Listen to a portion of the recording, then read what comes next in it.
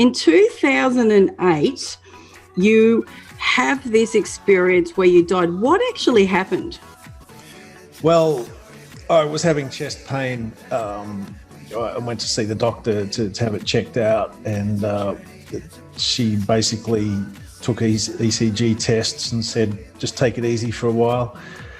She wasn't sure if it was anything serious, so I took it easy for about a week and started to feel better. So I actually tried to start the whippersniffer to do some gardening, and that was a mistake. Yeah, it actually gave me huge, chest cramps, and I knew immediately I was having a heart attack on the spot. So at that point, I really did hear from God, where his voice was very clear to me, and he said, you're going to die, but I have things for you to do.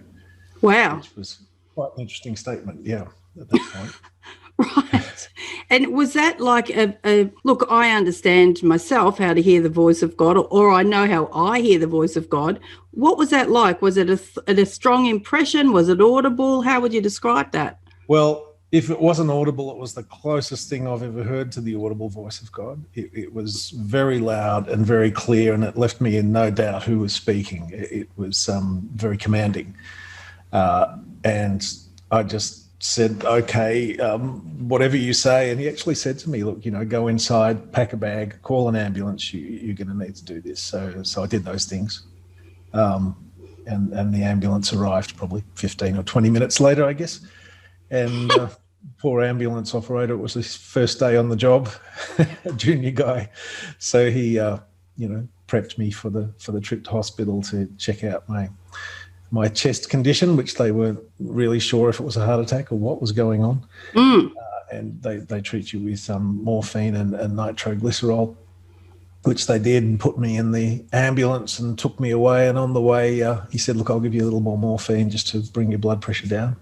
He did that, and then I found myself blacking out, which I did. And at that point, my heart stopped beating, which was pretty interesting from his perspective and mine.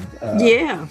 Okay. So, all right. So this is the actual moment, so to speak. Your heart stops beating. You're like, okay, so what happens from there? Because many people tell stories, don't they, of when they've died and what's happened to them. What happened to you?